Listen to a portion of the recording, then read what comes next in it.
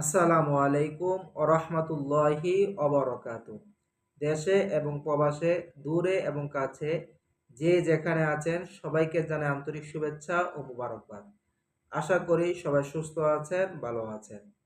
একজন ইমানদার ব্যক্তি মারা যাওয়ার পরে তার কাফন দাফন, গোসল এবং কবরস্থ করার সময় অনেকগুলো মাসালা এবং বিষয়ের সম্মুখীন হতে হয়। আল্লাহ তাআলা যদি চায় এই বিষয়গুলো ধারাবাহিকভাবে আলোচনা করার চেষ্টা করব। আজকে কবরে মৃত ব্যক্তিকে রাখার পরে তার কিভাবে কাফন বা দাফন করতে হয় এ বিষয়ে সংক্ষিপ্তভাবে আলোচনা করার চেষ্টা করব। আল্লাহ রাব্বুল আলামিন আমাদেরকে মনোযোগ সহকারে আলোচনাগুলো শোনার এবং আমাদের জীবনের মধ্যে ইসলামিক পরিবর্তন আনার তৌফিক দান করুক, আমিন।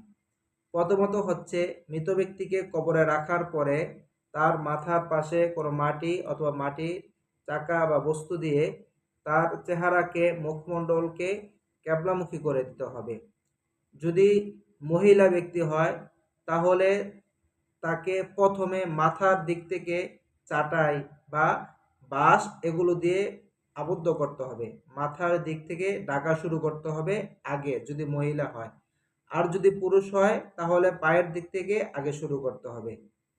এভাবে যখন চাটাই দেওয়া হয়ে যাবে, চাটাই দেওয়ার পরে মাটি দেওয়ার ক্ষেত্রে আমরা সবাই ৩ মুষ্টি, এক হাতে অথবা ২ হাতে মাটিকে ৩ ভাগ করে ৩ মুষ্টি মাটি দেব।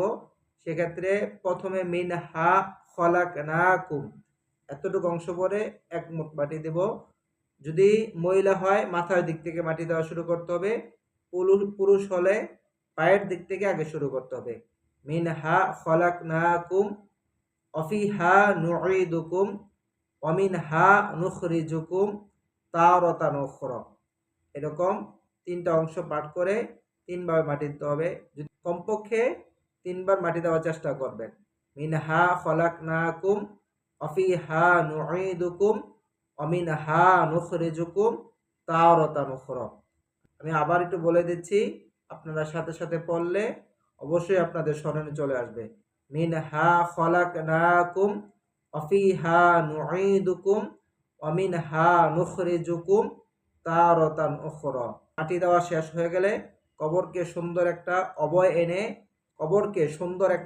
এনে সেখানে পানি এবং গাছের ডাল দিয়ে অল্প কিছুক্ষণ অপেক্ষা করা। যেমন আমরা যারা রয়েছি, দোয়া, কোরআন তেলাওয়াত, তাসবিহ তাহলিল পাঠ করে মৃত ব্যক্তির কবরের জীবনকে সুন্দর হওয়ার জন্য, তার প্রশ্নের উত্তরগুলো সহজ হওয়ার